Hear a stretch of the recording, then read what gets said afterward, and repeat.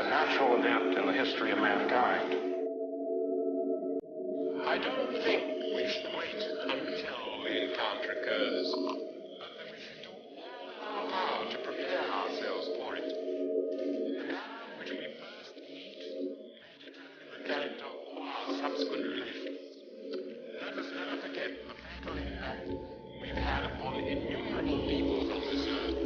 People who are of this species, who trusted us, defended us, and whom we destroyed by our thoughtlessness and insensitivity to their needs and their alternatives.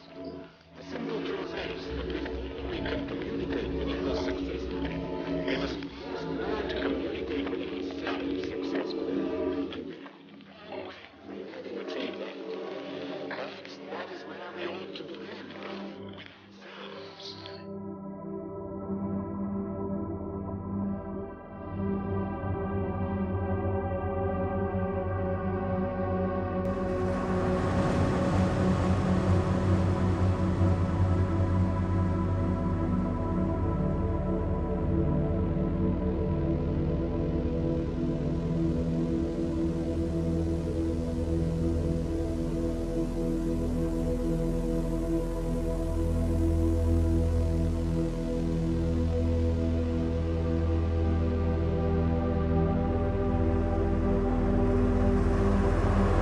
The UFO phenomena is quite an elusive topic.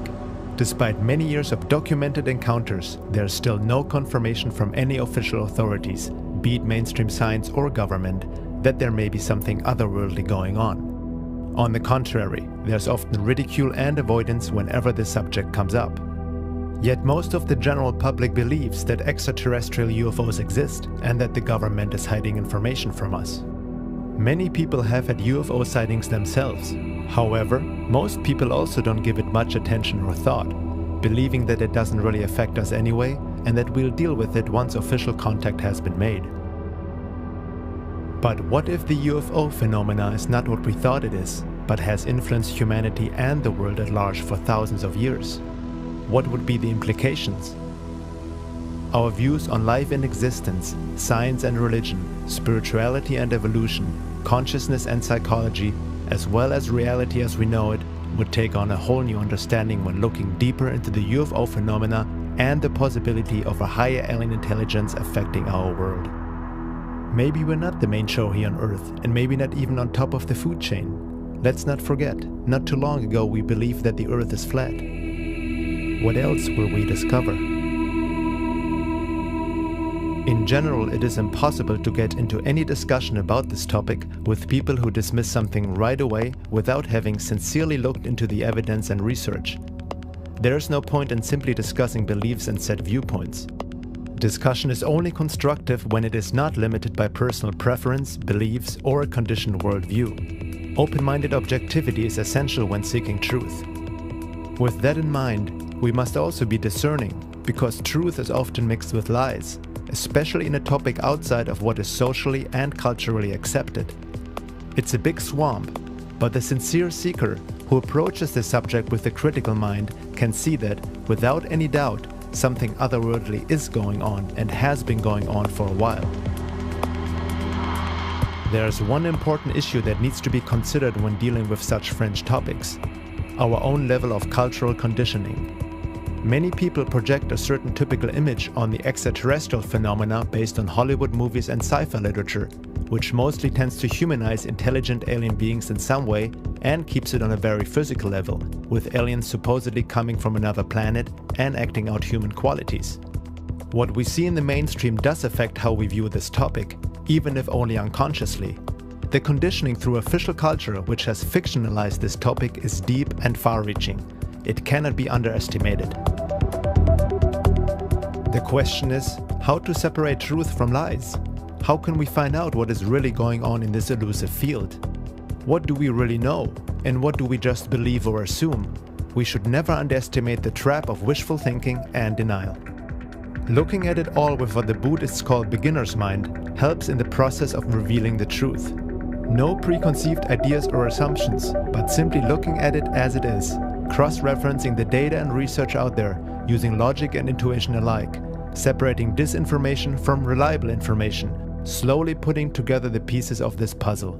It is obviously a topic where no one has the whole picture, and there's still much to discover.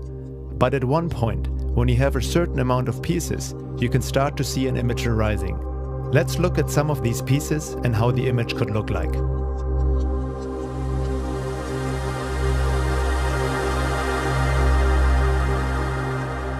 When it comes to well-documented UFO cases, especially involving government and military documents, there's one book to point out, and that is Richard Dolan's UFOs and the National Security State, The Chronology of a Cover-Up. Dolan comes from an academic background, giving him the much-needed critical but open mind when researching such matters. He holds an MA in History from the University of Rochester and a BA in History from Alfred University.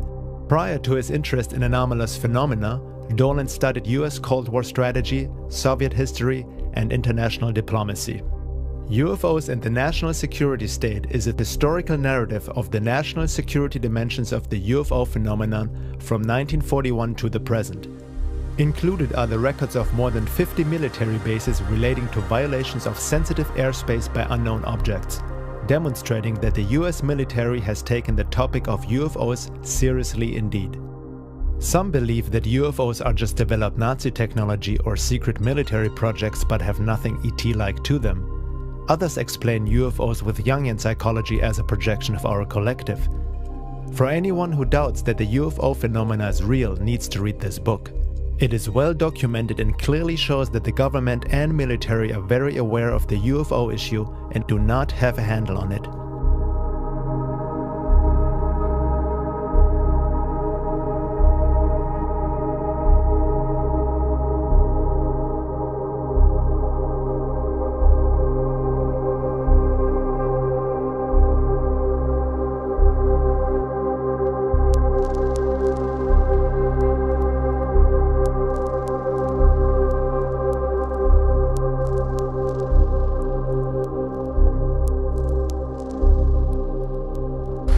One of the interesting things about UFOs in the history of this country, 1952, a very big year.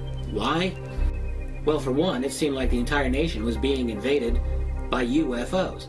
Civilians and military people alike around the country were watching these things. Military people reported them a lot. This is a memo from the Director of Scientific Intelligence for the CIA to the Director of the agency, Walter Beadle Smith, in December 1952, and this is what it says. At this time, the reports of incidents convince us that there is something going on that must have immediate attention. Sightings of unexplained objects at great altitudes and traveling at high speeds in the vicinity of major U.S. defense installations are of such nature that they are not attributable to natural phenomena or known types of aerial vehicle. It's the CIA. People don't just come out and say, boss, I think we're being invaded. But that's about as close as you're going to get in a classified memo to the director of the Central Intelligence Agency in 1952. The really extraordinary encounter occurred when this object detached a smaller object from it, which then pursued the F-4 interceptor. The pilot pulled an extreme turn to get away from the object, and this small object turned inside his own arc and then rejoined the mother craft for a perfect rejoin. That's 1976. What can do that today, much less 35 years ago? Well, officially speaking, we don't really know. Unofficially, I think we do know. These are advanced technology that is not being operated, officially at least, by our own civilization. And therein lies the problem with the UFO phenomenon. Everyone in the world knows there's something going on, and no one in official power is ever willing to admit it. There are people who are so hidebound in their opinions and so skeptical about this without bothering to look at any of the evidence that they will say, well, the government did look into this. The government did have Project Blue Book. They investigated it. They found there was really nothing to this. I heard that there was a scientific investigation too that also debunked UFOs. That explanation to this day is used by the Air Force and by the government to dismiss the whole topic of UFOs. But here's the deal. Project Blue Book a joke of an operation. I have a letter here from 1955 to the commander at Ent Air Force Base in Colorado Springs, Colorado, about UFO reports. In keeping with the purposes of the UFOB program, in this case UFOB means UFO, it is necessary to strive to reach as many case solutions as possible, thereby reducing the percentage of unknowns to a bare minimum. Not a minimum, a bare minimum. As pointed out in the UFOB guide, the word solution cannot always be used in the scientific sense when dealing with UFOBs. For this purpose, it must more often mean that a given case meets a given hypothesis. If it looks like it might be a flock of birds, you don't have to bother investigating, just put down birds and it's solved. And we're told that they investigated a total of 12,618 sightings and only 701 remained unidentified. Look, I'll tell you right now, those people didn't do one investigation that was worth a damn. That is the scientific foundation, if you can believe it, as to why your government continues to this day to deny that there is a UFO reality worth investigating. Dolan also examines the rising of a national security state or military-industrial complex independent of official government supervision, as well as the issue of disinformation and counterintelligence programs COINTELPRO, designed to deliberately spread false information in order to keep the public away from the truth. Compartmentalization is the name of the game, on a need-to-know basis. That's how secrecy works.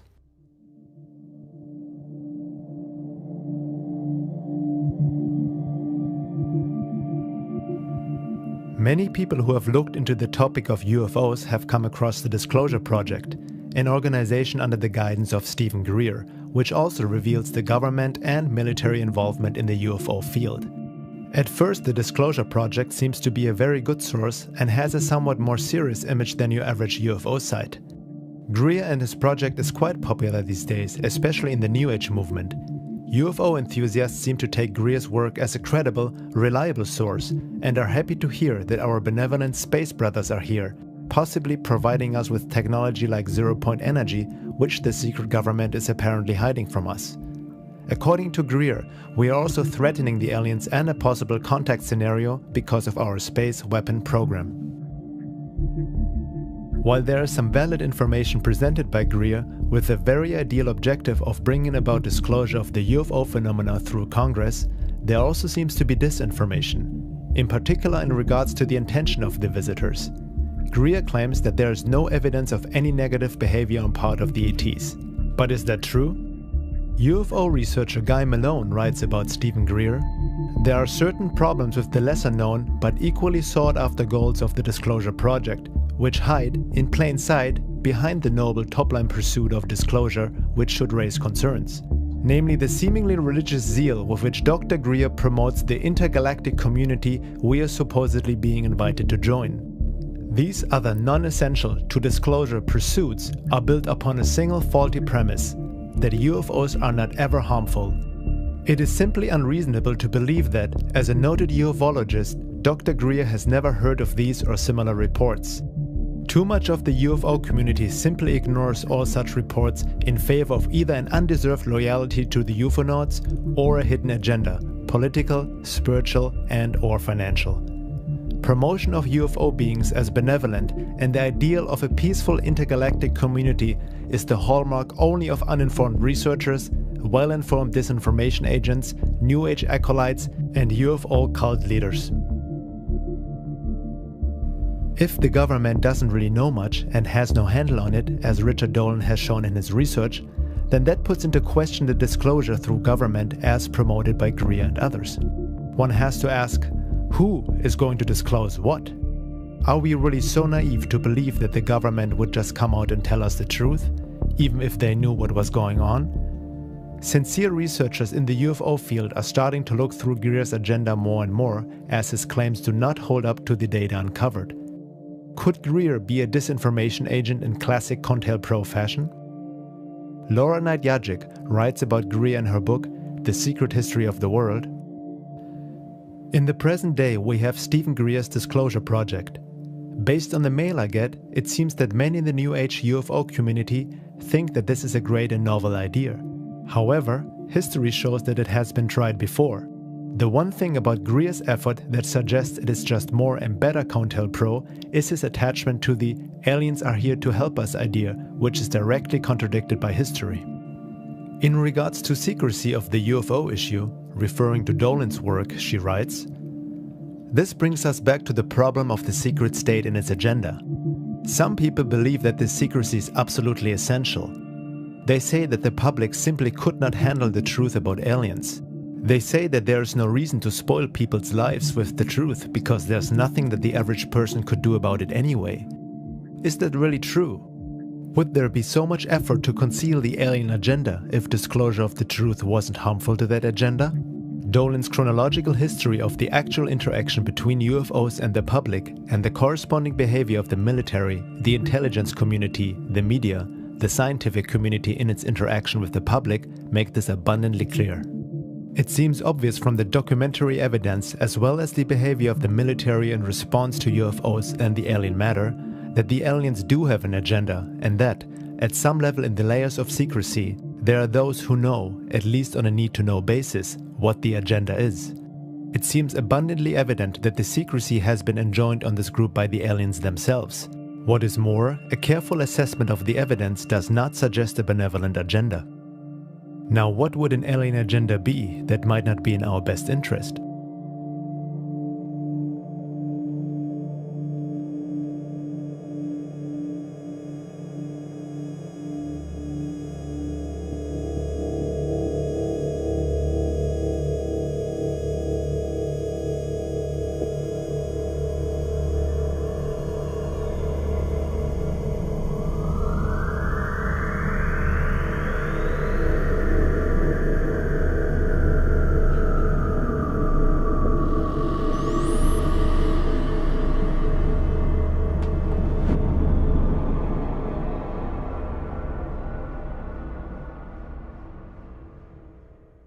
A very important issue, which Stephen Greer and many supporters of the benevolent alien scenario seem to completely miss, distort, or deny, is the topic of alien abductions.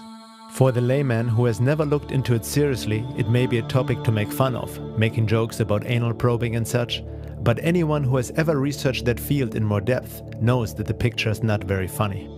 There is a high strangeness to this whole abduction phenomena which is hard to explain. Many abductions are not that obvious and can only be retraced through hypnosis, as the aliens seem to have an ability to mind control the abductee, erase memory, manipulate space and time, as well as implant certain thoughts, emotions, everything from bliss to indifference, and even false memories of what really went on in an abduction. This happens through the use of a hyperspace technology that makes our technology look like the Stone Age. Some abductions have been reported fully conscious without hypnosis, and there seem to be many similarities between the stories of thousands of reported abduction cases worldwide, independently showing a rather disturbing picture. Dr. David M. Jacobs has been doing research in the UFO abduction field for over 40 years, published several books and has worked with thousands of abductees, mostly using hypnosis techniques to reveal these experiences. He states, "My research is based on more than 42 years of UFO research.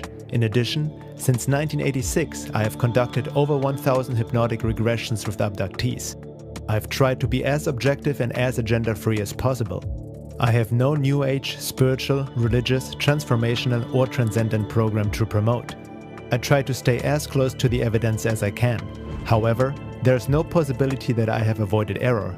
The majority of evidence for the alien abduction phenomenon is from human memory derived from hypnosis. It is difficult to imagine a weaker form of evidence, but it is evidence and we have a great deal of it."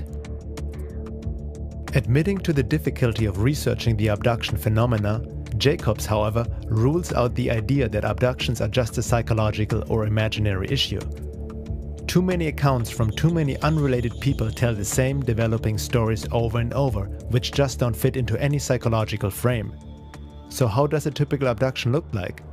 Jacobs describes it in a nutshell. Abductions are a complex series of events and procedures directed by the abductors to passive or controlled abductees. In a typical or common abduction, humans are taken out of their normal environment by aliens. The people are rendered passive and cannot resist. They are taken aboard a UFO, their clothes are removed, and they are made to lie on a table. A series of physical, mental, and productive procedures are then administered to the subjects. People's physical bodies are probed and examined, sperm is taken, eggs are harvested. The aliens perform staring procedures during which they gaze into abductees' eyes at a distance of only an inch or two. These mind scan procedures appear to be neurological manipulations which give the aliens the ability to enter into people's minds. After the table procedures, abductees report that they are sometimes taken into other rooms where they are required to have skin-on-skin contact with unusual-looking babies. Abductees say that these babies seem to be crosses between humans and aliens. They call them hybrids. Abductees also see hybrid toddlers, older youth, adolescents, and adults. Sometimes abductees report that they are required to perform tasks, that they are tested in some way. They say that machines are brought in to examine them. They sometimes are required to have a form of sexual intercourse with other humans and sometimes with adolescent and adult hybrids. They are returned to their normal environment and within seconds they forget what just happened to them. The individual abductee accounts are far more detailed. Not all are UFO related. Some have to do with underground bases. Dr. Jacobs says that after all these years of research and putting the pieces together, he can see a picture emerging. It looks like there's a program in the works with a certain goal, and that producing offspring may be one of the objectives behind the abduction phenomenon for the purpose of creating a hybrid race. Some skeptics blame Jacobs for inducing his own belief system through hypnotherapy into his patients, and therefore creating false abduction accounts. However, this doesn't hold up with the evidence Jacobs and other researchers have come up with, much of it even without the use of any hypnotherapy. It only shows that skeptics haven't really looked into the research and are more trying to validate their own belief system rather than objectively looking for truth.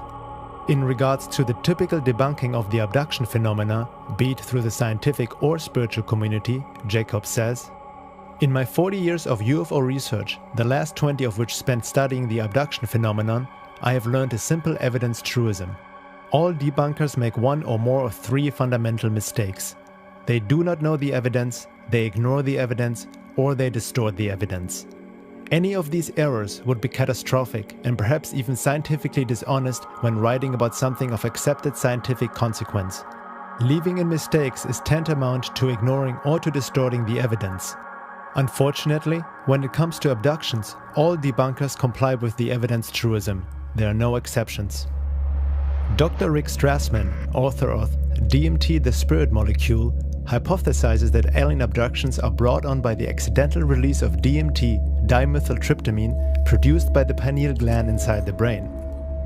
While conducting DMT research in the 1990s at the University of New Mexico, Dr. Strassman advanced the theory that a massive release of DMT from the pineal gland prior to death or near death was the cause of the near-death experience NDE phenomenon.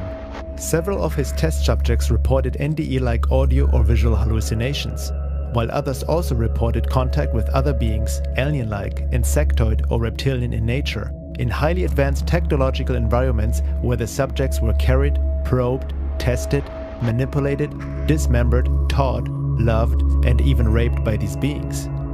It is interesting to note how similar the accounts of his test subjects, who were administered DMT intravenously, are in comparison to what can be found in abduction research.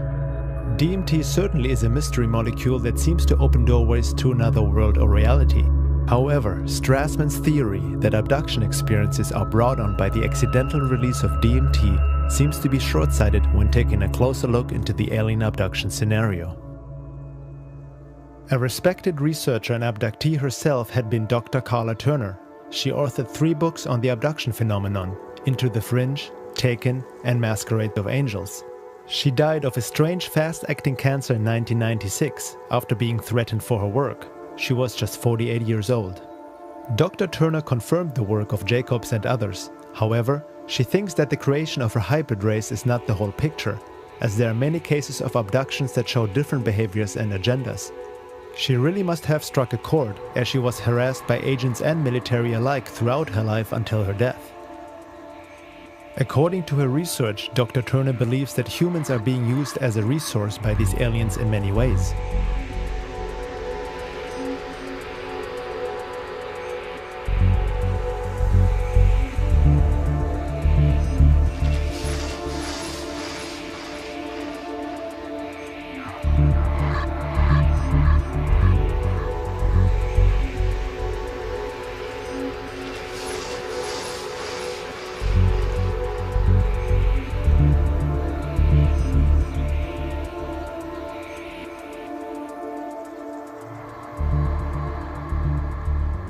Here is a list she put together based on countless abduction accounts, research, and analysis. Aliens can alter our perception of our surroundings. Aliens can control what we think we see. They can appear to us in any number of guises and shapes. Aliens can take us, our consciousness, out of our physical bodies, disable our control of our bodies, install one of their own entities, and use our bodies as vehicles for their own activities before returning our consciousness to our bodies. Aliens can be present with us in an invisible state and can make themselves only partially visible. Abductees receive marks on their bodies other than the well-known scoops and straight-line scars. These other marks include single punctures, multiple punctures, large bruises, 3- and 4-fingered claw marks, and triangles of every possible sort. Female abductees often suffer serious gynecological problems after their alien encounters. And sometimes these problems lead to cysts, tumors, cancer of the breasts and uterus, and to hysterectomies. Aliens take body fluids from our necks, spines, blood veins, joints, such as knees and wrists, and other places. They also inject unknown fluids into various parts of our bodies. A surprising number of abductees suffer from serious illnesses they didn't have before their encounters. These have led to surgery, debilitation, and even death from causes the doctors can't identify. Some abductees experience a degeneration of their mental, social, and spiritual well-being. Excessive behavior frequently erupts, such as drug abuse, alcoholism, overeating, and promiscuity. Strange obsessions develop and cause the disruption of normal life and the destruction of personal relationships. Aliens show a great interest in adult sexuality, child sexuality, and in inflicting physical pain on abductees. Abductees recall being instructed and trained by aliens. This training may be in the form of verbal or telepathic lessons, slideshows, or actual hands-on instruction in the operation of alien technology. Abductees report being taken to facilities in which they encounter not only aliens, but also normal-looking humans, sometimes in military uniforms, working with the alien captors. Abductees often encounter more than one sort of alien during an experience, not just the greys. Every possible combination of grey, reptoid, insectoid, blonde, and widowspeak have been seen during single abductions, aboard the same craft or in the same facility. Abductees report being taken to underground facilities where they see grotesque hybrid creatures, nurseries of hybrid humanoid fetuses, and vats of colored liquid filled with parts of human bodies. Abductees report seeing other humans in these facilities being drained of blood, being mutilated, flayed, and dismembered, and stacked lifeless like cords of wood. Some abductees have been threatened that they too will end up in this condition if they don't cooperate with their alien captors. Aliens come into homes and temporarily remove young children, leaving their distraught parents paralyzed and helpless. In cases where a parent has been able to protest, the aliens insist that the children belong to us. Aliens have forced human abductees to have sexual intercourse with aliens and even with other abductees, while groups of aliens observe these performances.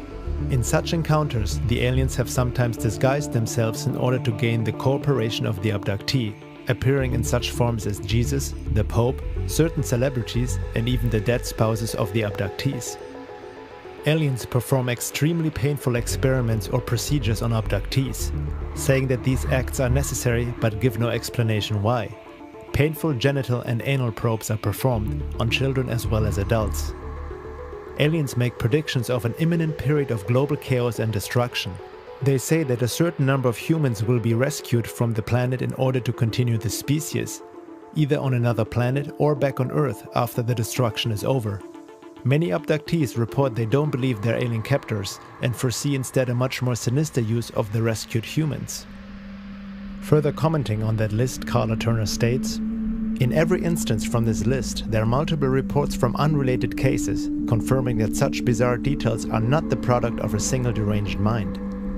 These details are convincing evidence that, contrary to the claims of many UFO researchers, the abduction experience isn't limited to a uniform pattern of events. This phenomenon simply can't be explained in terms of crossbreeding experiments or scientific research into the human physiology." Since most abductions are not remembered consciously, Dr. Jacobs believes that there are millions of abductions worldwide of people who have not the slightest idea that they had been abducted. Dreams and issues of missing time can be hints that an abduction has actually occurred. Sometimes people remember later in life, after 30 to 50 years or so, that something like an abduction had occurred earlier in life. Hypnotic regression can help to uncover more. However, there's also physical evidence at times, such as body marks, and there are conscious recollections without the need of hypnosis. According to abductees' stories, most abductions are performed by the typical grey alien, which has become a sort of pop culture icon thanks to Hollywood. Sometimes there are reptilian and humanoid entities present who seem to oversee such procedures. Some people believe that abductions are performed because these aliens are dying, claiming that they need our DNA and that in a sense we are helping them. On the other hand, some supporters of the benevolent alien scenario suggest that abductions and genetic manipulation of humans happen on purpose for our benefit in order to upgrade our DNA for the shift. However, this assumption doesn't hold up in light of the overall research and merely downplays the abduction phenomena by painting an inferior and innocent image of the aliens or seeing them as saviors.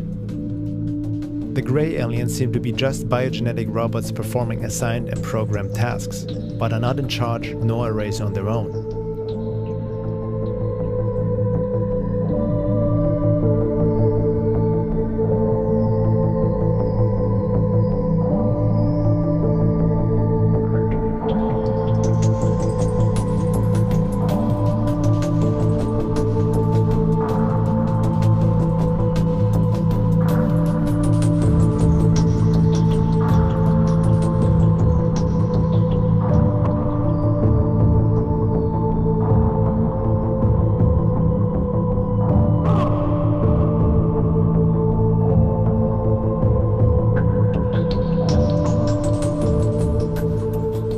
Greys have a tiny mouth slit, a resemblance of a nose and ears, but there's no suggestion that they use five sensory perception, eat, breathe, or use speech like humans do.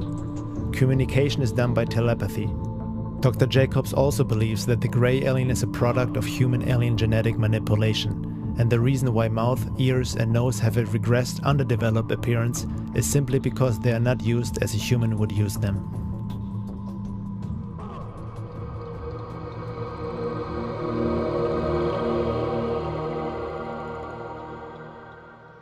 Stanton mentioned the need to hold ourselves to facts in this field, and I think that is extremely important. We should repeat that 10 times a day as we go through the work in this area. The problem, of course, with the abduction phenomena, as with a lot of ufology, is that the nature of the alien activity is designed deliberately to keep us from having much in the way of concrete evidence. Designed that way. It is not an accident.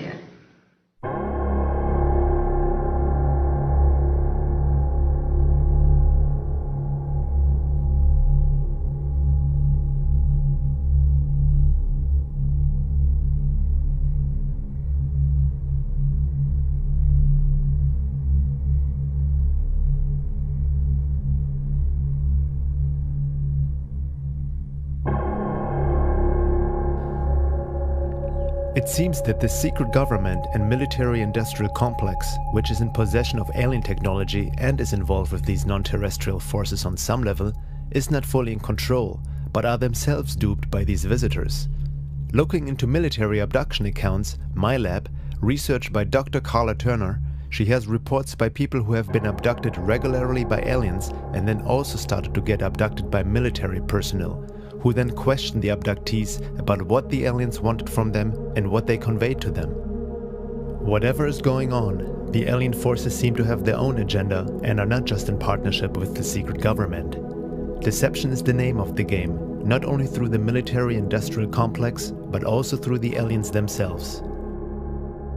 Military abductions are happening, but they seem to have a different purpose than what Stephen Greer suggested. He believes that all abductions are simply staged by the military to give the aliens' entities a bad name. Abductions, in my assessment of this, there is no question there is an abduction phenomenon, and it is not, as has been argued by some people, most notably Dr. Stephen Greer, simply a military phenomenon. In fact, I think it's irresponsible to make this argument. There is something... Yes, you can clap for that. It boggles my mind, to be perfectly candid here, that a researcher can make such a blanket statement. You have a phenomenon that's gone on globally for a long time. You have individuals that are describing highly consistent things in terms of their abduction experience. And I don't know what else it can be other than a kind of religious-like zeal that can cause a person blindly to say the only abductions that occur are military. This I find indefensible. And I think that a careful review of the evidence certainly leads to that conclusion. Abductees and contactees seem to get duped by their alien friends as well, being told they are special and they have certain important functions to perform in the coming future. Some abductees claim that they have given permission for abduction through their unconscious mind and have developed a kind of a Stockholm syndrome, worshipping their abductors. What needs to be kept in mind is that these beings are able to create virtual realities, trigger emotions, and implant thoughts. I believe now that the reported and confirmed details in all of these reports are strong evidence against accepting consciously recalled alien encounter reports at face value because of the illusion capabilities, because of the screens, and because of the virtual reality technology that we have witnessed being manifest by these entities. I believe that if we build our theories on such information, the consciously reported information only, we're building on sand, on illusions that the aliens create for us, and I think to confuse and mislead us. Now, this is not to say, however, that all alien encounters are virtual reality events, because there is also plenty of very strong evidence for the physical nature of many of these encounters. So to be perfectly objective, the definition of abduction would have to include any event or scenario that is generated externally for the targeted person, whether it be a physical encounter, a virtual reality scenario, or a telepathic contact. Some people reported they felt this love when they had a UFO sighting. Well, looking a bit deeper into it all, a supposed feeling of love is by no means an indication that these are benevolent beings, considering they seem to be able to induce emotional states into humans at will. We can easily be emotionally manipulated, and we can be very impressionable beings. Movies are a good example of how sound and vision alone can make us laugh, cry, or be scared, let alone what hyperspace technology might be capable of that is clearly far superior than anything known to man. They can play any scenario to make the abductee feel as if it is a spiritual experience. Hence, many contactees claim these alien beings are benevolent, despite the fact that abductions happen against their free will to begin with. In order to fully grasp the topic of abductions, we need to let go of what we think is or is not possible, while watching our conditioned mind, which tries to explain away such experiences with basic cultural approved psychology or New Age spirituality. It is very important to understand the high strangeness of the UFO and alien phenomena. People who haven't really looked into it carefully paint pictures too fast, asking how all this could be possible on such a grand scale without anyone really noticing. They don't realize that a lot of this is a non-physical phenomena, dealing with a high intelligence life form who might be a bit smarter than us humans and don't think like a human, that is able to pop in and out of 3D physicality, transcending time and space. They can insert thoughts, memories, emotions, and change appearances, such as past loved ones, Jesus, the Virgin Mary, Santa Claus, a Pleiadian, and so on, depending on the belief system of the abductee. This is further documented in Dr. Carla Turner's books Masquerade of Angels and Into the Fringe. In one case that I recount in Into the Fringe, James had mostly conscious recollections and almost no hypnosis. He remembered being drawn into the proximity of a beautiful Pleiadian woman who was very alluring and tender and almost seductive. She wanted him to come into her embrace. When he got into the embrace and thought she was going to kiss him, she disappeared entirely, and what was left in her place was a purplish-black, bumpy, almost slimy-looking character with fairly asymmetrical features. I have encountered the same type of creature in a couple of other cases. The entity was very strong. Instead of embracing James, the creature threw him down on the ground and shoved a 2-foot-long tube down his throat, into his stomach and pulled up stomach juices. The next day, he still had some of the bile taste. The interior of his throat was sore, and he discovered claw marks around both sides of his neck where he had been held down. Laura Nadjajic writes in The High Strangeness of Dimensions, Densities, and the Process of Alien Abduction. Another disturbing factor that emerged from my research was that these beings, whether demons, vampires, or aliens, seem to have the ability to control our thoughts to a certain extent, our physical bodies, the weather, and even events in our lives. Many people reported that their abductors were benevolent beings, but when we consider all the factors of the big picture of the phenomena, it seems that such stories of benevolence may be misleading. The first matter is the intrinsic deception at the heart of this agenda. And that's something that's become clearer with every new report that surfaces. Whether we choose to call it screen memory, telepathic mind control, technological mind control, or virtual reality scenarios, the entities involved in the abduction phenomenon employ masterful illusory capabilities. And I don't think the importance of this fact can be stressed strongly enough. It must affect all of our thinking and our research when it comes to these alien-human contacts.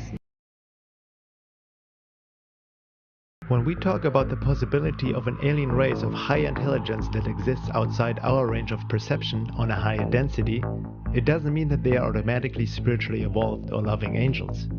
This also doesn't imply that there aren't any benevolent beings on higher realms of existence.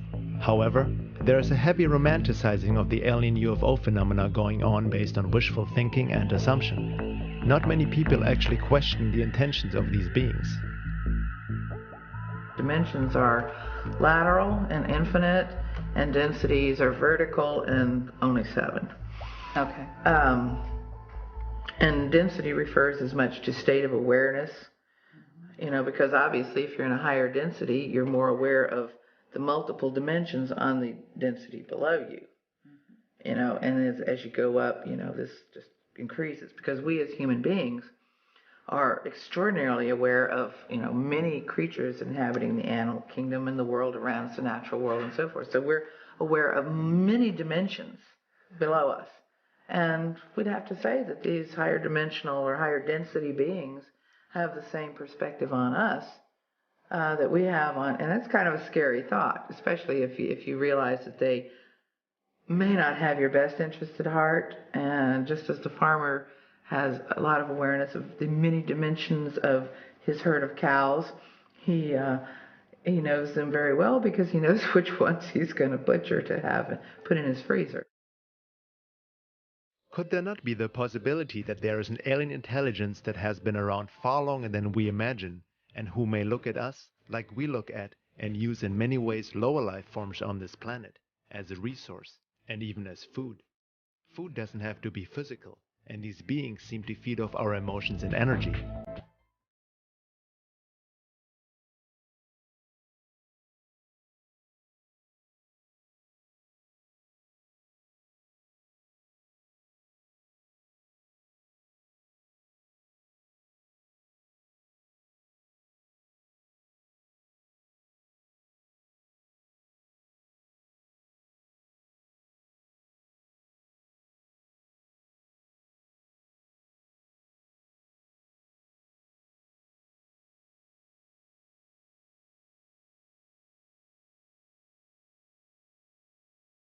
Are we really the peak of God's creation and so special and holy that nothing other than ourselves would harm, control, manipulate, or consume us?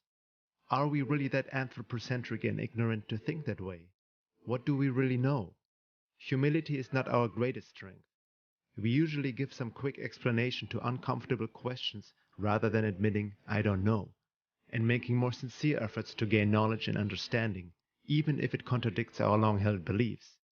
We trust official authority, science, religion, government to give us these answers so we can go on and make a living, not needing to think too much about the more disturbing aspects of our world.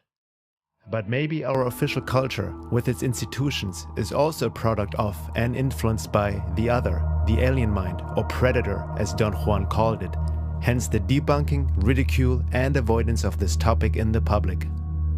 Usually, if people admit that there might be other life forms visiting this planet, they tend to project human qualities into these visitors, rejecting anything that doesn't fit into this conditioned image of our space brothers. It's a typical "the aliens don't behave how they are supposed to" excuse and denial of the abduction phenomena. Who are we to even assume to know how another non-human life form thinks or behaves to begin with?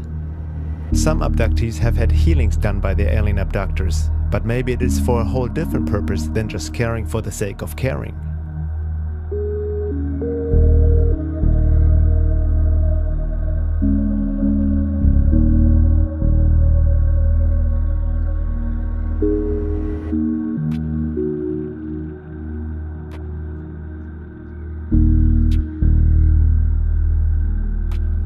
A common explanation in New Age circles is that abductees attract these experiences to them, based on the popular law of attraction and create your own reality concepts, sometimes claiming it's their karma. This seems more like an escape and justification without carefully studying the phenomena. The hyped New Age teachings of today, which many people believe without questioning, shouldn't justify anything that may not look pretty. Millions of children have died in Iraq since the war. Do we also say it's just karma? Or they just attracted it because of their thoughts and just led them to their fate? Can we see the misuse of such popular ideas when dealing with these issues? Carla Turner states in that regard, "There is a theory that says abductees who perceive their experiences in a negative way only do so because they themselves aren't spiritually or psychically advanced. Persons with higher cosmic development have positive alien encounters, so the theory goes, and those who have painful or frightening experiences are merely spiritual Neanderthals. This is a pet theory of researchers who claim that aliens, whether objectively real or not, serve as mirrors of our spiritual nature on an individual or species-wide basis." Having worked with so many decent, honest, positively oriented abductees, however, I believe this theory is wrong. It is worse than wrong, it is despicable as blaming a rape victim for the violence committed against her. This attitude leaves many abductees feeling doubly violated, first by the aliens who took them, and then by the UFO researchers to whom they turn for explanations and help. Daniel Pinchbeck and others suggest that these entities performing the abductions are aspects of our psyche, and how we perceive them depends on how we look at them. He wrote in 2012, The Return of Quetzalcoatl, "Are the visitors real or imaginary? They are both and they are neither. Any entity only possesses relative reality, including ourselves. Entities who manifest on other forms of consciousness, such as the Greys, are, at the same time, separate from us and aspects of our own psyche. We are the ground of their manifestation, and it is only by attaining a non-dual perspective that we can understand them. We are supposed to learn to work with the elementals and also alleviate their suffering. It is clear from the abduction accounts that the visitors are suffering. Like dusty insects attracted to flame, the Greys yearn for our qualities of soul warmth. Despite their cunning and technological acumen, these qualities remain beyond them. They are intelligent and sentient, hence aware of their exiled status. Unable to escape their desouled condition, they desire to draw humans into their lower world, sustaining their half-lives on our subtle energies. They appear to be utilizing their dream world technologies in a serious and desperate attempt to find a way out of their cul-de-sac. Everything exists and nothing exists at the same time. The aliens are separate from us and at the same time they are part of us. While there's obvious truth to such ideas from a higher perspective, these considerations are useful only for the expansion of perception, but are not useful for practical application. By simply dismissing strange aspects of reality as existing and not existing at the same time, or separate from us and at the same time part of us, is to generalize life with oversimplified spiritual perspectives such as everything is an illusion or we are all one. There is a danger to philosophize and essentially buffer up the issue without seeing the limitations of such higher truths in our state of being and existence. In general, there seems a tendency in the New Age arena and certain progressive conscious movements to come to an oversimplified application of spirituality and quantum mechanics. Also, by defaulting to the assumption that the gray aliens are beings who suffer and crave what we have, Pinchbeck and others ignore much of the evidence and research that show quite a different picture. Looking at what Dr. Carla Turner and other abduction researchers have found out, it seems more likely that the gray alien is as much suffering and yearning for our soul warmth as a robot performing certain tasks. The gray aliens don't seem to be in charge, but are being used as biogenetic working drones by other more powerful beings such as reptilians or insectoids, who oversee the procedures and who actually seem to be able to plug into a gray alien and work or see through them. Implanted screen memories can also hide and distort of what an abductee has really experienced and paint a false image of what the greys really are. Screen memories may be unusually vivid dreams, recollections of meeting spirits, or even of friendly interaction with aliens. Hypnosis can get past screen memories to uncover another layer of experience, which is most often less agreeable. I remember just lying there, trying to relax. I'd opened my eyes, I seen a red light flowing across the ceiling, which it almost looked like the Aurora Borealis. Dan and Joyce Aarons say the room was dark except for the unusual light, which they describe as about 4 or 5 feet in diameter. They say it hovered over the baby's crib at the foot of their bed where their 1-year-old daughter Heather slept. Dan says that when he tried to get up, he found himself immobilized. That was the most frightening feeling I guess I've ever had my whole life, is not being able to move. I was screaming for him to help me because I couldn't move. And I didn't know that he was paralyzed too. And we both sat up in the bed at the same time. And I said, "What the hell was that?" Dan agreed to an on-camera hypnosis session with Carpenter, during which he revisited that memorable night in 1976, the night he saw the red light over the baby's crib. This time, under hypnosis, he remembers more. He recalls cowering in the corner of his bed as he watched alien beings take his daughter Heather from her crib. He went to the crib. He went to the crib. Picked her up. Uh-huh. I can't move. You can't move. You don't have any control over what's happening to you.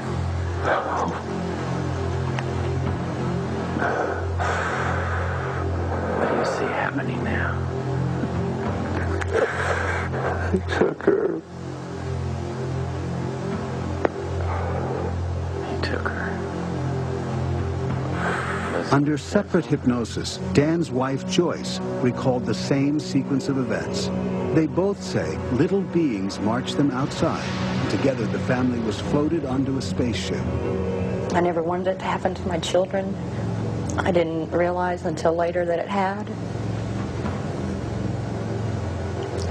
But when they took her, I couldn't do anything. Abductions start as early as infancy and can occur till late in life. Some people have been abducted hundreds of times. Many abductees are living in fear, not knowing when the next take-in will happen, not being able to prevent it, not being able to talk about it for obvious ridicule in the public. Many need to even hide these experiences from their families. Some are so utterly confused that they go mad, even committing suicide. Carla Turner suggested a number of steps abductees could take in the face of alien provocation. Educate yourself about the phenomenon. There is some control in knowledge. Let go of fear. It is through fear that negative entities maintain control. Anger is a more effective defense than fear. Abductees should be aware of how they are reacting. They should learn to step out of themselves and to maintain perspective. Maintain a good quality of life. Be realistic about what can and cannot be done. Stay close to your family.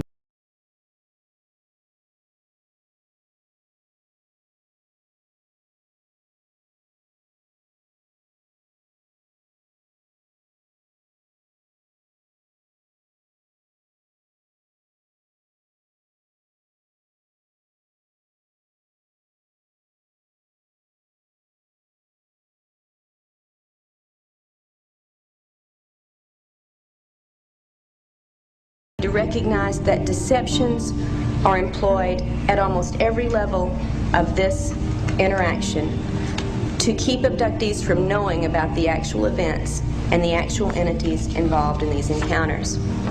To me, maybe I'm just a suspicious sort, this implies that there's something they don't want us to know about. And often what seems implied from the reports is that there is something within us, the humans, something of which we could be capable, something of resistance or altering of this scenario that the abductors absolutely do not want us to be aware of. They go to great lengths to program our thinking about our encounters with them, that we are subordinate, that we are helpless, or that we are dependent, or that we belong to them. The list goes on. And they go to a great deal of trouble to convince us in every way that they can that we can do nothing about controlling these situations.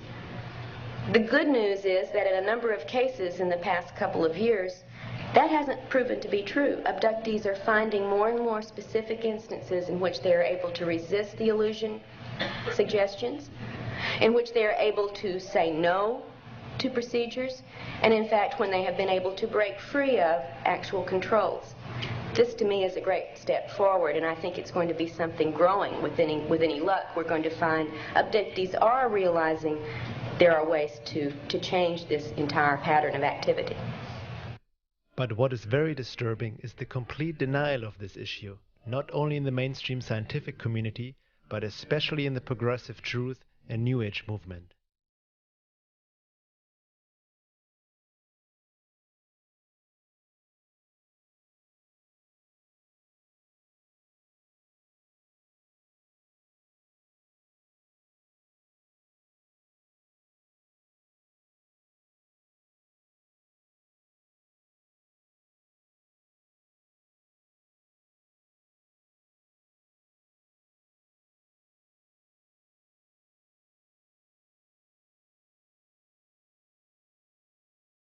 The topic of alien abductions is mostly treated as if it is non-existent, and that is the best way to keep a secret.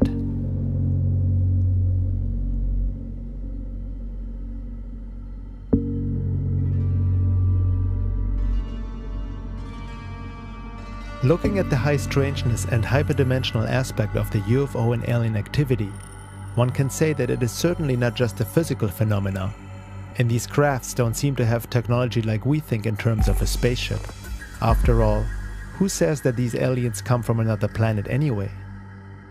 While NASA's looking for organic life on Mars, the real show is already happening right here, and has been for a long time. Contact has been already made, but it is not how we thought it would have happened. Maybe our physical world is just embedded in what longtime UFO researcher, scientist and astronomer Dr. Jacques Vallée calls a control system. If we look at the world from an informational point of view, and if we consider the many complex ways in which time and space may be structured, the old idea of space travel and interplanetary craft, to which most technologists are still clinging, appears not only obsolete, but ludicrous. Indeed, modern physics has already bypassed it, offering a very different interpretation of what an extraterrestrial system might look like. I believe there is a system around us that transcends time as it transcends space. The system may well be able to locate itself in outer space, but its manifestations are not spacecraft in the ordinary nuts and bolts sense. The UFOs are physical manifestations that cannot be understood apart from their psychic and symbolic reality. What we see in effect here is a control system which acts on humans and uses humans. Vallée also stated that it would be false to say that these UFOs fly like a plane or rocket would. With technology that transcends time, space and gravity, space travel may take on a whole new meaning. One has to wonder why such a topic of immense importance for science and the world is still widely ignored and denied by official culture. Abduction and UFO researcher James Bartley explains, "Unfortunately, the human race has been poorly served by the scientific community. This should come as no surprise, considering the disproportionate amount of funding the scientific community receives from tax-exempt foundations, multinational corporations, the Department of Energy, and the Pentagon, just to name a few. To provide such funding and then encourage real scientific study of UFOs would defeat the purpose of the long-standing, well-documented debunking and disinformation campaign against UFO reality. Since scientists are conditioned and trained to discount the reality of UFOs, it is relatively easy to convince some of them to be UFO debunkers, especially if they will be paid for their debunking efforts. Scientists cannot be expected to think or behave any differently. They have been indoctrinated and are in need of funding. I have to laugh when skeptics and debunkers demand scientific proof for UFO sightings and alien abductions. How can science, as controlled as it is today, possibly explain the types of phenomena described by UFO witnesses and alien abductees? UFOs have been seen to divide into numerous parts and fly off in different directions. Conversely, 2 or more UFOs have been seen to fly towards one another and merge into one object. UFOs have been seen to change shape in mid-flight, and so on. Other researchers and authors also see this phenomena not like a ETs coming from another planet scenario, but something that may have been around far longer than we imagine. The same phenomena seems to have been interpreted and described by the worldview of past cultures, from fairies to demons to vampires to serpents, dragons, and other mythological figures.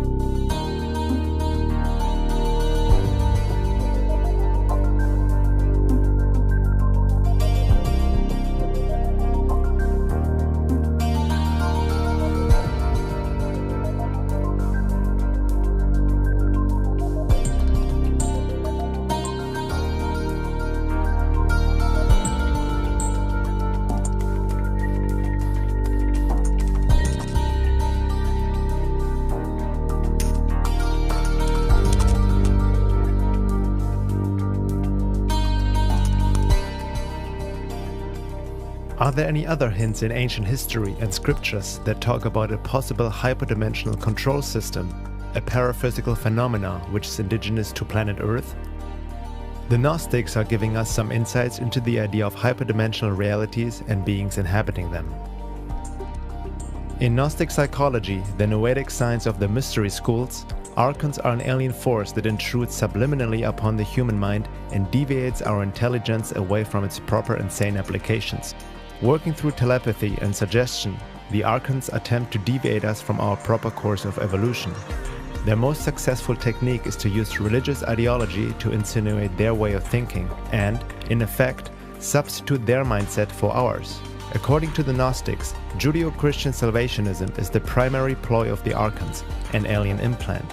In the Gnostic view of human society, the archons are alien forces that act through authoritarian systems, including belief systems, in ways that cause human beings to turn against their innate potential and violate the symbiosis of nature. Because the archons need human complicity to gain power over humankind, anyone who assists them can be considered a kind of archon, an accessory. How do humans assist the archons?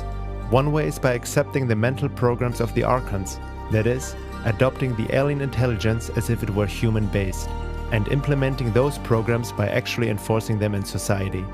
Another way is by actively or passively conforming to the agenda so proposed and imposed. Their most successful technique is to use religious ideology to insinuate their way of thinking. Now that is very interesting indeed, and puts also the whole New Age world of spiritual teachings as well as religion into a different light, doesn't it?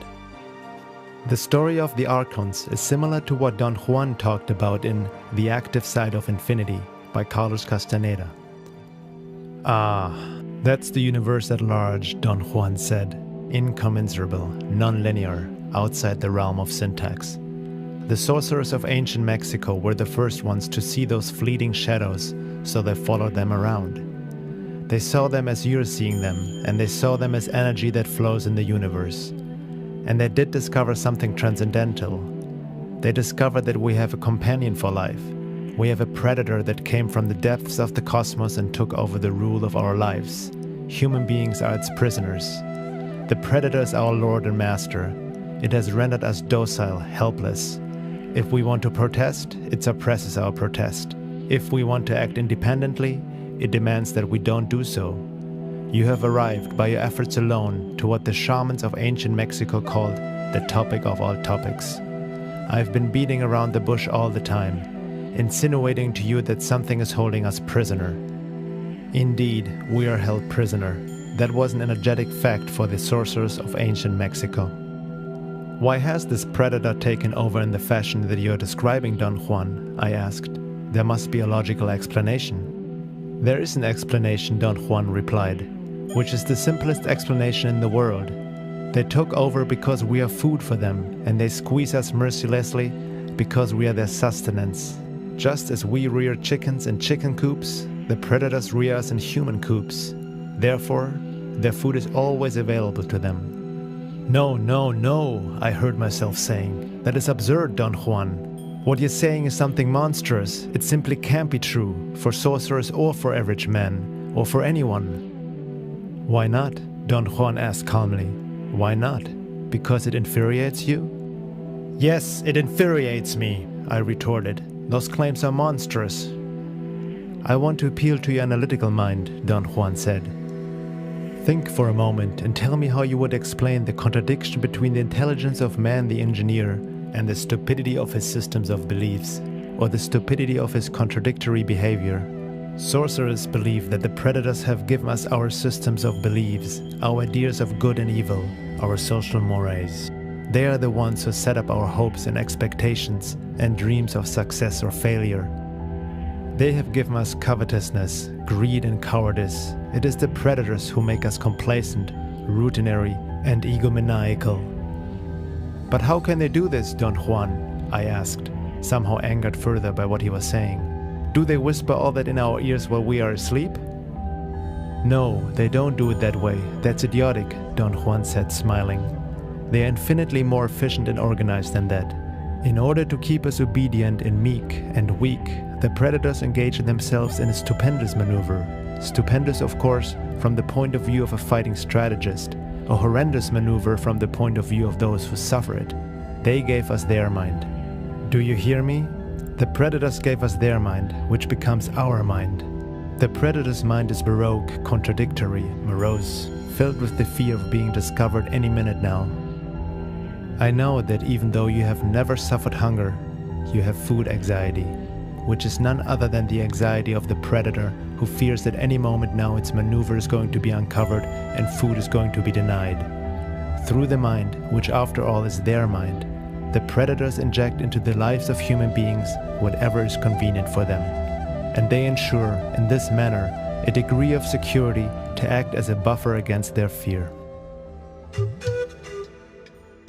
Looking at Don Juan's words in the light of what we have explored so far, we should maybe put on a different lens when reading Castaneda's books, no matter if Don Juan was real or not, as some people like to argue over. They contain a great amount of esoteric knowledge when read in the right context, much of it resembling Gurdjieff's fourth way teachings. Our reality might indeed be controlled by denizens of a higher reality. Gurdjieff refers to them in the story of the evil magician, cited by Ouspensky in Search of the Miraculous. There is an Eastern tale which speaks about a very rich magician who had a great many sheep. But at the same time, this magician was very mean. He did not want to hire shepherds, nor did he want to erect a fence about the pasture where his sheep were grazing. The sheep consequently often wandered into the forest, fell into ravines, and so on. And above all, they ran away, for they knew that the magician wanted their flesh and skins, and this they did not like. At last the magician found a remedy. He hypnotized his sheep and suggested to them first of all that they were immortal, and that no harm was being done to them when they were skinned, that, on the contrary, it would be very good for them and even pleasant. Secondly, he suggested that the magician was a good master who loved his flock, so much that he was ready to do anything in the world for them. And in the third place, he suggested to them that if anything at all were going to happen to them, it was not going to happen just then, at any rate not that day, and therefore they had no need to think about it. Further, the magician suggested to his sheep that they were not sheep at all.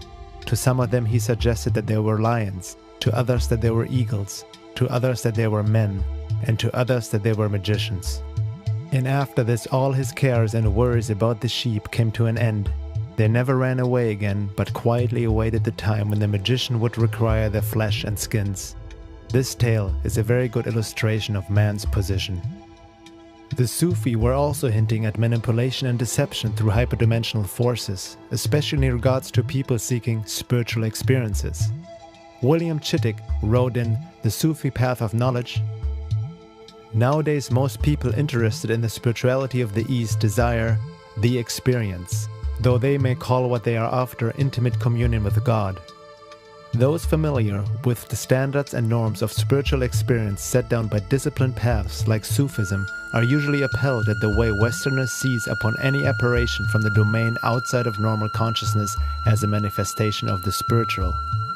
In fact, there are innumerable realms in the unseen world, some of them far more dangerous than the worst jungles of the visible world."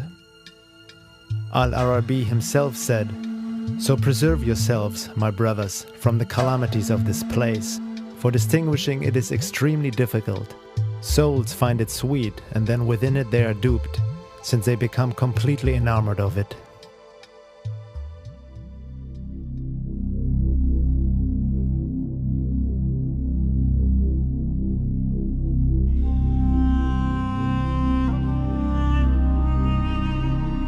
Let's consider what these sources tell us, from abduction accounts to the archons, predators, the evil magician, and aliens.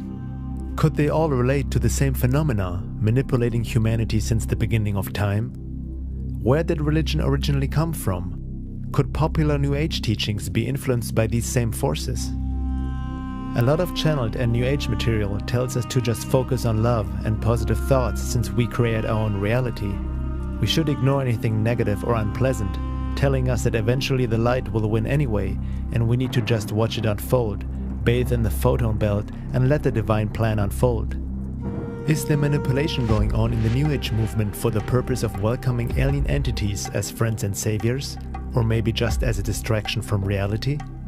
Laura Nadjajic concludes, "If anything, the so-called New Age movement has been so heavily inculcated with the idea that one must not ever think about negative things, that they, above all other people, are most subject to the predations of higher realms.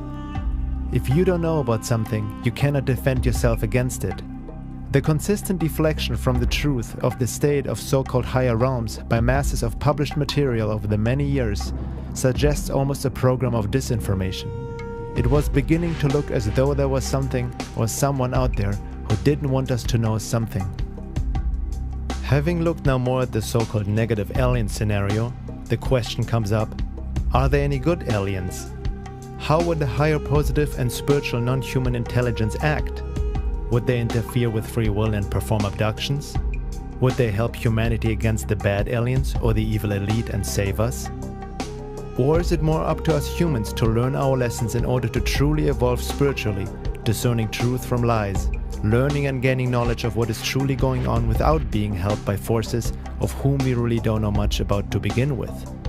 What are these beings who claim to want to help us and land on our shores as promoted through popular New Age channelings these days? That doesn't mean that there aren't benevolent forces out there, but the negative alien scenario is being overlooked and denied in many ways. Maybe once we have learned our lessons, being able to truly see what is going on and act, behave, evolve accordingly, then the good ETs will come and join us, or we will join them. But in the meantime, it is up to us to grow and learn, discern truth from lies, true revelations from clever forms of deception. In our current state of being and evolution, we are more prone to being manipulated than joining any form of galactic federation of higher spiritually evolved beings. Isn't that obvious? We must become that first ourselves. And the major part of conscious evolution is not just about trying to focus on love, but also making the darkness conscious and learning the lessons therein, within and without. As the Russian mystic Boris Muraviev said, "Illusion, thinking it is reality, takes reality for illusion." Maybe the "We are all one" New Age slogan, as true as it is from a higher perspective, must also be carefully re-examined with a sober and objective eye. Sure, Bush and Gandhi are one, but one of them doesn't seem to have any conscience at all, and not even the remote ability to feel any compassion, love, or understanding fully cut off from the higher centers of consciousness. Is he or others in power really human to begin with, just because he looks like one? What does it mean to be human? We always say that this is just human behavior, but never question it. Have we ever noticed how people project all these qualities into the world leaders without ever considering that they simply may not think or feel like regular folks do, may not even be genetically wired as the average man, but can perfectly imitate and act that way and fool us along the way? This doesn't necessarily mean that Bush or other political figures are alien hybrids, but relates to another greatly misunderstood and ignored topic: psychopathy and political ponerology. From a hyperdimensional perspective, psychopaths may be even used as portals through which negative aliens can work through. Who needs aliens when we've got psychopaths? You know, I mean... But the psychopaths are being motivated by hyperdimensional beings. Yes, and also Lizzie's and yes. Greys, right? Who are Greys on the fourth... Well, Greys are cybergenetic probes. They're not even real beings. They're like, almost like, they're like plant-like, living like robots. Sure. You know, they're like a cross between a plant and a critter, and they grow them like plants, you know, and they send them, because they can function in our reality much more easily than the overlords, who have great difficulty making their vibrations match with our reality. And they've also been working on hybridization projects to hybridize beings that can cross densities, that can be bi-density, that can move between densities, because they want to use these bodies themselves as incarnational opportunities when they, you know, in a sense, to use them as portals into our world.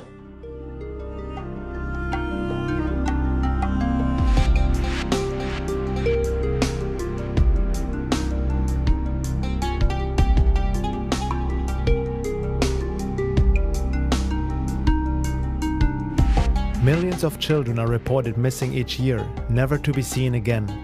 Did they just run away, or is there a more sinister truth to it? What may be the goal of this abduction and hybridization program that is going on in complete secrecy? Where is it all leading to? Some suggest as a replacement after cataclysmic changes have wiped off the majority of the population, like a reseeding.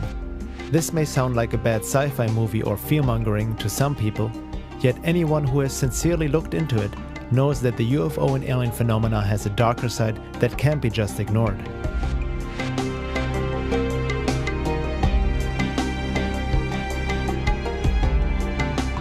It is interesting to note that if there is something presented which may not look that pretty, it is sometimes automatically judged as fear-mongering or being negative.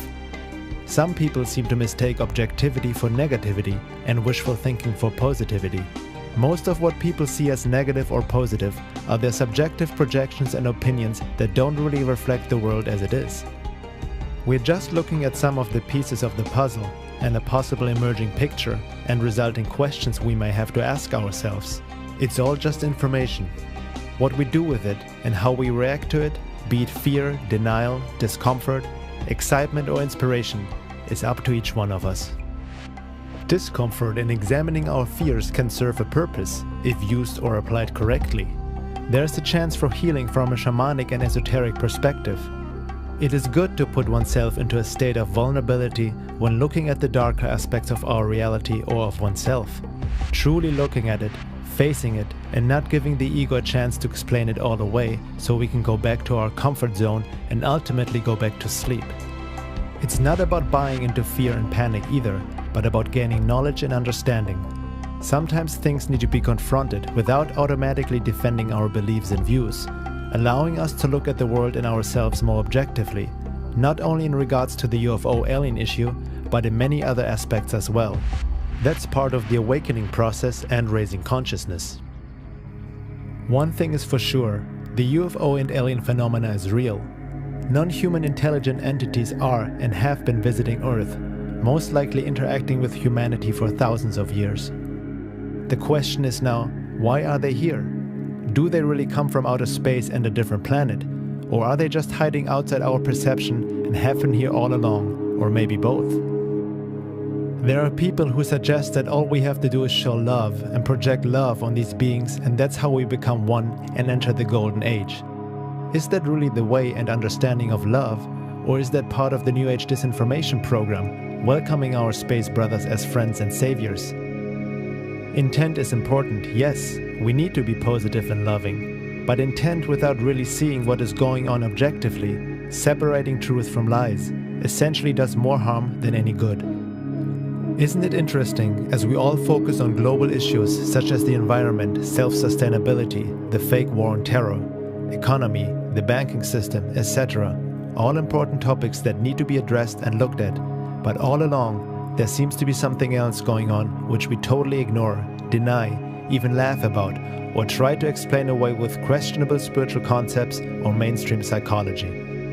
The high strangeness of UFOs, aliens, abductions, and hyperdimensional realities may hold major clues for what is happening and has happened on our planet in regards to history, the rise and fall of nations, religions, evolution, culture, wars, conspiracies, human behavior, psychology, basically humanity's existence as a whole, even potentially the very creation of it. Maybe the elite, which seems to control the world these days through government, media, military, and transnational corporations, are mere puppets to their hyperdimensional masters who have been manipulating humanity for ages.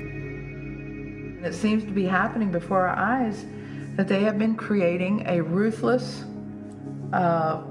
race in which to incarnate themselves at the time of this upcoming macrocosmic quantum event, so that they can rule over the rest of humanity, whatever remains, in the higher density state.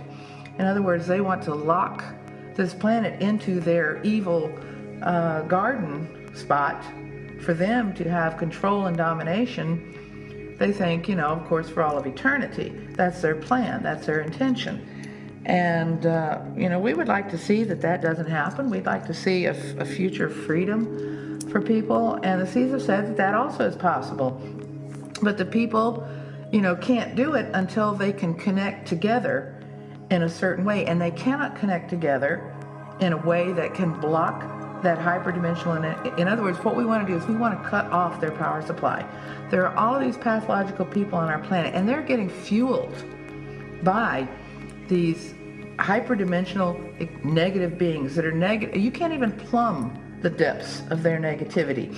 You read about the most horrible crimes that have ever occurred committed by so-called humans on this planet, and you're getting a little bit of the picture of what their internal landscape is like. What are the implications for humanity when considering the possibility that hyperdimensional alien entities have manipulated humanity through belief systems and genetics since the beginning of time, or since the fall from Eden, as some may want to call it, all the while feeding on us energetically, emotionally, as well as physically? There are ancient accounts that hint to the reality of hyperdimensional control in alien life forms. There are cave paintings and scriptures, writing of the Gnostics and Sufi, the Native Americans, and various ancient esoteric teachings. This underlying hyperdimensional reality that is behind our history, and how it, extrudes itself into the historical timeline, and how you can observe these long historical events and see the movement of that hyperdimensional energy through, the actions of human beings, through historical cycles, through the behavior of groups of people, through the manipulations, things emerge, This is the age of transformation, but also the age of deception. As the frequency raises on the planet, what we might be experiencing sometime in the future is an intersection of densities and the beings inhabiting them. Perhaps the aliens haven't really traveled from a distant planet, but have been here all along. Some researchers suggest that the Annunaki are returning to Earth. Maybe they never left, but have been here this whole time, just right outside our range of perception. As one abductee said, they may see us as their property and Earth is their farm. We are the resources and food. Or another more disturbing quote by an abductee, to them we are just cockroaches. We might laugh at such statements, but millions of people are going through these experiences which the mainstream labels as psychological issues. Maybe we should give the abductees a closer listen, as well as the researchers in that field, before we look away too quickly.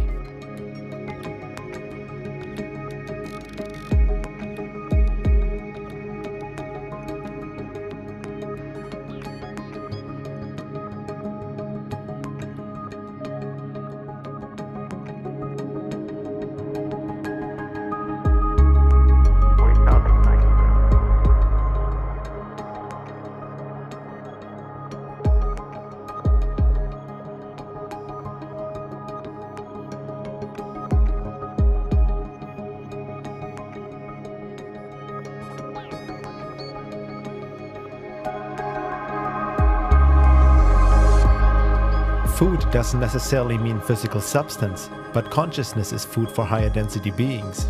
These entities are feeding off our emotions and energy, and it seems they are trying to keep us in a frequency prison through genetic and other forms of manipulation, like implanting certain social, religious, and New Age belief systems.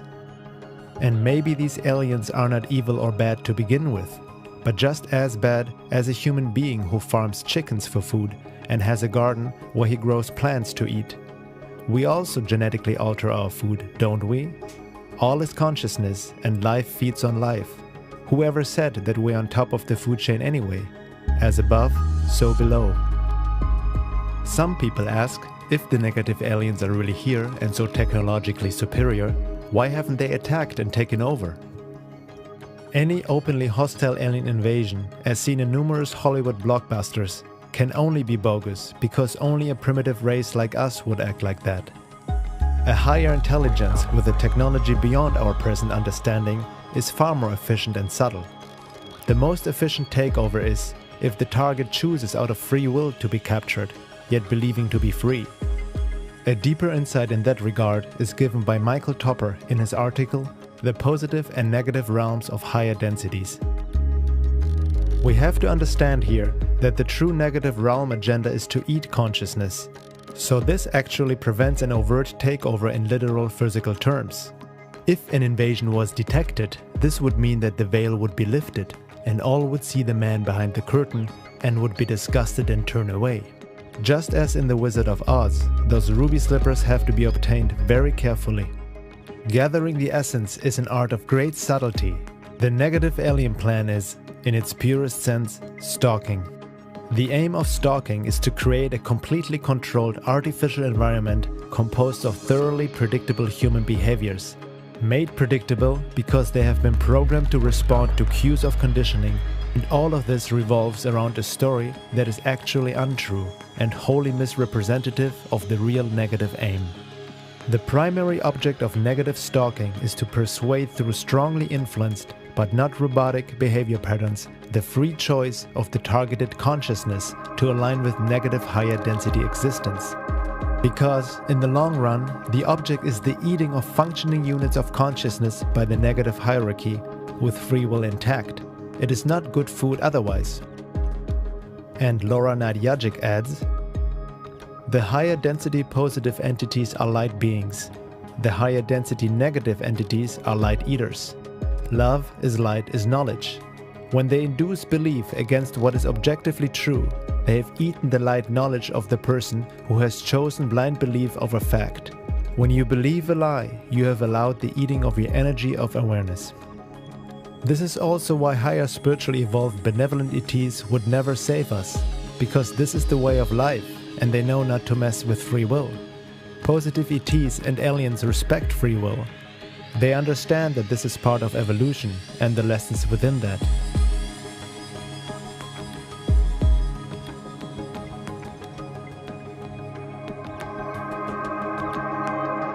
There are accounts of information and help from higher sources stating that it is up to us to discern truth from deception.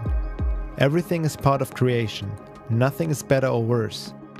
Evolution is a process of learning, becoming aware and conscious, gaining knowledge and hence wisdom and love.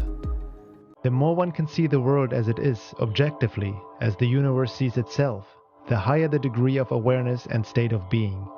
Higher evolved positive alien beings may assist and guide us in more subtle ways if we're able to see and know how to listen, but the work comes down to us. No one is going to do it for us. As the saying goes, the teacher appears when the student is ready. They don't interfere with our lessons we need to learn for the sake of our own evolution, personally and collectively.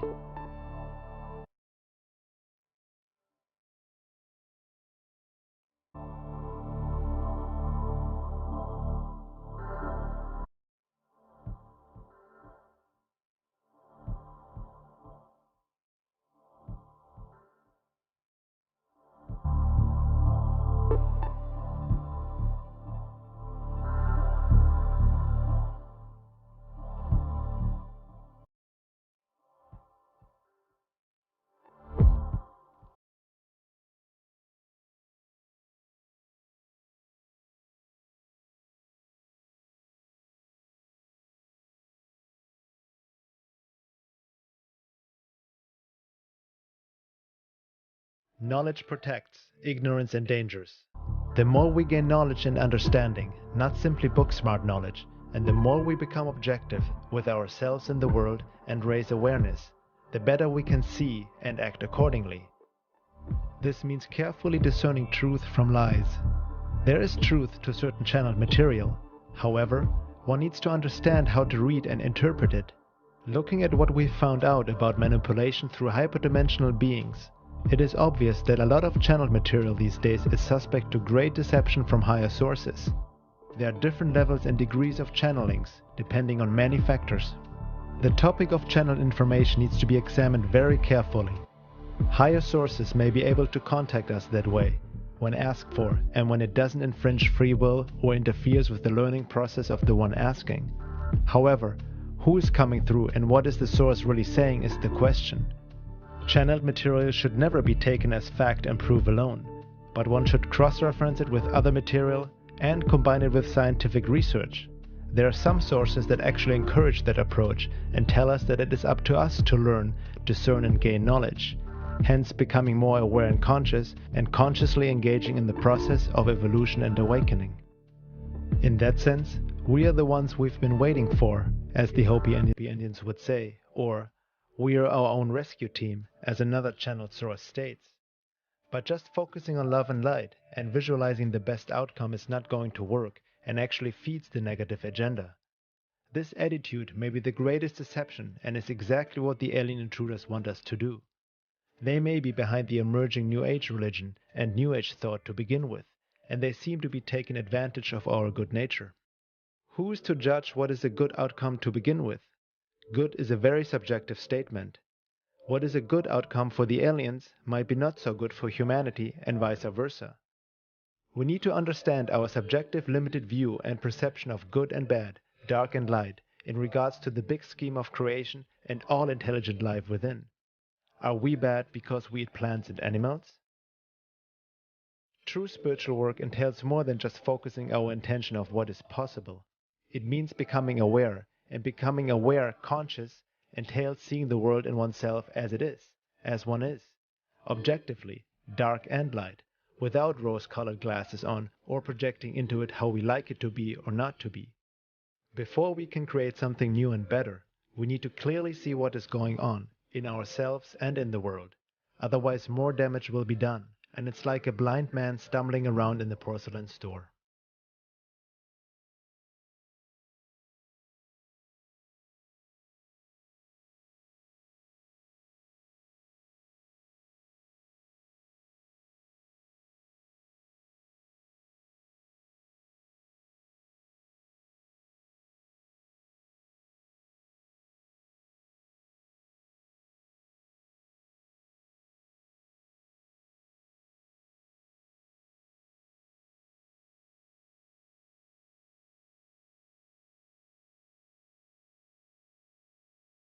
There's still much to find out about this topic. This is just some food for thought, no pun intended. However, one thing is for sure, there's already enough well-documented material out there that shows and proves the possibility of an alien agenda, which might not be quite what we have hoped for. The high strangeness and paranormal aspect of this phenomena make it very hard to study. The fact that these beings and UFOs act in stealth and secrecy, with obvious intent to keep the truth away from humanity at large, doesn't make the issue easier and doesn't speak well for them. One has to ask, why would benevolent beings act that way? Why would good aliens take thousands, if not millions of people against their free will? What are they really here for? In the words of Dr. Carla Turner, and it becomes clear from these details that the beings who are doing such things can be seen as spiritually enlightened, with the best interest of the human race in mind. Something else is going on, something far more painful and frightening, in many, many abduction encounters. As to researchers who claim that the ETs are here to help us evolve some higher consciousness, or that they're here for some other positive purpose, saving our planet, promoting world peace, etc., I challenge those researchers to incorporate anomalous data into this view. Theories are starting places for research, not proven conclusions, and UFO researchers must be willing to expand and alter their pet theories according to the data they uncover. It would be wonderful if we could shape ET experiences into something positive, but until the details of abduction encounters, all the details, are given serious consideration, I think it's dangerous to cling to theories that ignore data that will not fit. We owe it to ourselves to seek the whole truth.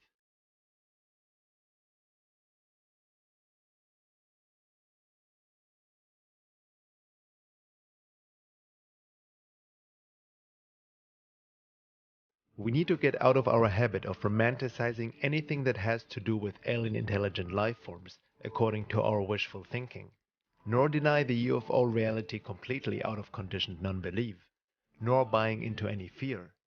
This means growing up and becoming spiritually mature, being able to look at the world as it is, the dark and the light, without preference, and understanding what dark and light really means to begin with, moving from subjectivity towards objectivity. Re-examining our beliefs and so-called spiritual knowledge we have gained over the years, which we at times just repeat without questioning. Everything from Eastern and Western religious teachings to mainstream New Age stuff and various spiritual teachers who have been on Oprah and on mainstream TV, marketing a passive, self-centered kind of spirituality to the masses in this billion-dollar heavy New Age industry. What is really going on? A true awakening or further manipulation and control? The deception in this day and age is massive and cannot be underestimated.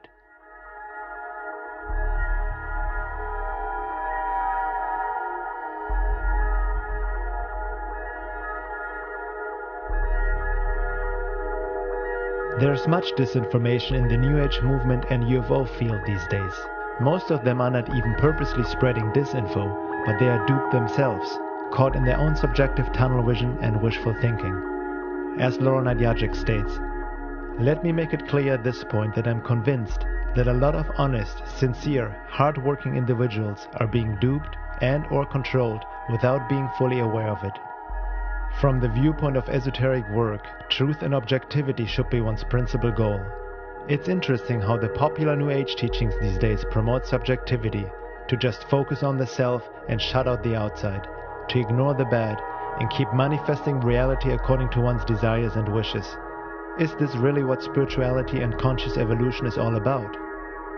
Perhaps the popular New Age teachings and create your own reality concepts are corrupt in many ways, universal truths mixed with lies, painting a false picture of what spiritual evolution truly means, making us believe we are already God on our level to keep us in our self-inflicted prison. In this day and age of transformation and global change, it may be advisable to look more into what Don Juan called the topic of all topics: UFOs, hyperdimensional realities, and the beings inhabiting them, the magicians that play with us, our reality and consciousness. It is also not something that is just now happening. It seems to have been going on for quite a while, thousands of years.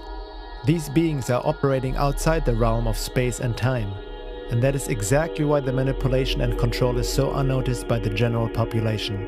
It transcends our comprehension and works through our own minds. It is the subtlety of this phenomena which makes the deception so hard to see, because it is already ingrained in our way of life, our culture and civilization. This also puts a big question mark on the topic of disclosure. The UFO phenomena has a strong paranormal and hyperdimensional aspect to it that can't be simply ignored. Many supporters of disclosure and exopolitics seem to ignore or oversimplify that issue.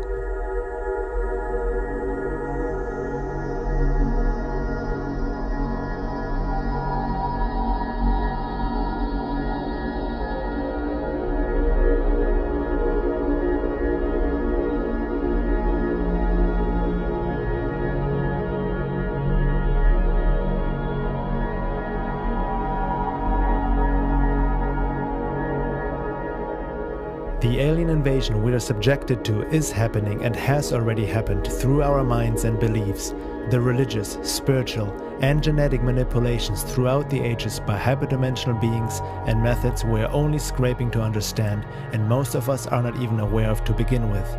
It's state-of-the-art mind control. Are perhaps the aliens themselves behind the New World Order and quest for global enslavement? Most people still have a hard time realizing that 9/11 was an inside job, and that Al-Qaeda is as fake as the war on terror. If the population of this world can be already so easily deceived by such obvious means, how will they ever look through a manipulation and deception by beings they are not even aware of and whom they even might welcome as their space brothers in the near future? Interesting times indeed. In the words of Elton Turner, husband of Dr. Carla Turner. I believe that our very thoughts and consequently our behavior as a race of sentient beings are being undermined through the power of insinuation and the implantation of controlling devices in our bodies by non-human, most of the time, entities. This is truly the most effective way to invade and conquer. I do not trust such creatures, no matter what I've been told about their altruistic motives. We, as a race, have never been free to discover our own true identity. Every social advance we attempt is thwarted by some maniac who springs up with almost divine grace to lead us into madness. Every major religion has managed to find an excuse in its teachings to destroy non-believing fellow human beings. A part of me shudders every time I hear of yet another killing based on 2,000-year-old hatreds. What law allows us to continue with such atrocities? What influence keeps such hatred and fears alive? Why are we abductees so afraid to ask for help from our own society?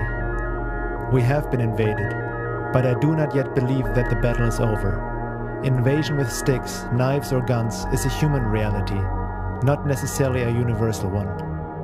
There are very sophisticated mechanisms being used in the invasion of our world. Why should our invaders use pointed sticks against us when they can get us to sharpen sticks and use them against each other? Can there be a more successful military campaign than one in which no shot is fired and in which the conquered populace gladly and openly welcomes their enslavers? We are being programmed mentally and socially to accept our invaders as saviors, not a conquering force. The researcher asked me if I personally knew of harm that has come to anyone at the hands of or because of the aliens. Yes, harm has come. My early youth was damaged severely by the unconscious knowledge that I was being used by some non-human agency. It took me 40 years to recognize that the fears which guided me daily were not of my own making, and that the rebellion I constantly felt was engendered by my contempt for the powerful invisible agents that forced me to do things that I knew were wrong even as I was doing them. For example, I did not want to marry the person who became my first wife, yet I had no control over the decision. Before we were married, we were jointly abducted and subjected to severe programming. The results brought no happiness to either of us. We both starved for love and companionship, even though we tried with all our might to find them. My son was also one of their subjects and is miserable and lost. He's an artistic person with so many unknowable fears that he's paralyzed. I know of abductees murdered by mutilations, reports of which are suppressed immediately and completely, by cancers that no physician has ever seen before, and by madness that has led to suicide. In my opinion, these acts were not caused by brothers of any sort. I do not believe that all is lost, however. I have felt a guiding hand that helped me to discover happiness and inner peace amid all this chaos and misery. What I have come to understand is that that hand is only there when I take responsibility for my own happiness and do something about whatever is bothering me. It is time that we think hard about ourselves and what we have on this gem of the universe, our home, our planet. There are laws governing the actions of our invaders, rules guiding their actions and patterns of behavior we can discover if we will make a concerted effort to discern them. We humans have something valuable that is desirable to and usable by the alien forces acting on us. I feel it is time we take back that which is ours, that we use all our resources to discover the laws that govern reality and become the beings that we intrinsically know we are.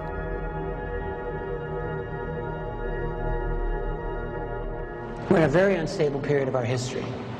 It's like everything's bouncing around. That is exactly, in my view, the type of environment in which some monumental mistake will occur, in which the secret will come out in some way. I don't know how. I don't know what the trigger will be. It's going to happen. When, I don't know either. I predict within 10 years. Now, when it happens, there's going to be attempts, you know this, to control the spin. Okay? It's going to happen. And so it's going to be our job, the job of any responsible researcher, and your job, to ensure that that does not happen. We've got to make sure that the actual truth comes out, even if it's horrible. Even if it's horrible, especially if it's horrible. There's no other way we're going to be able to deal with the reality until we learn the full import of what is going on. But there may be some extraterrestrial or interdimensional or non-human intelligences that may not be working toward our best interest. If we don't acknowledge that at least as a distinct possibility, I think we're fools. We have to, even if their intentions may not be bad. What happens to indigenous cultures when they encounter a highly technically proficient society? We know. And maybe in the long run things get better for them. I don't know. You can decide that for yourself. But the point is that we have to be vigilant against a variety of fronts here. Hope and fear. Fear is an enemy, we know this. Because when we are afraid, we react irrationally to things. We don't think through. Hope is an enemy too, though. That sounds kind of wrong, doesn't it? Everyone likes to have hope. Don't give up hope. But here's the problem with hope. Hope also deludes. We need to have a cold eye. We have to be able to look at reality in as alert and awake a fashion as we can. What is true higher consciousness? Well, it starts with awareness, with seeing things as they are. Not as you want them to be, not as you hope they can be. You have to see them as they are. And it is only through going over that first large hurdle, I feel, that we can really attain a true higher consciousness, a true awareness in which we are awake, not asleep. No matter what the truth ultimately proves to be, we have to go for it. I mean, without it, we're like children playing with shadows. And we're ignorant, and we're certainly unempowered to deal with and confront whatever the real entities are behind this masquerade. To take it all at face value is foolish. To take none of it at face value is ridiculous. Investigations into this field there cannot be anything more important for us to be doing right now than to dig past our wishes, dig past our fears, and dig for objective reality and understanding. What is truth and what are lies in the world of UFOs, aliens, abductions, and hyperdimensional realities? We ought to make an effort to find that out. As Carla Turner said, we owe it to ourselves.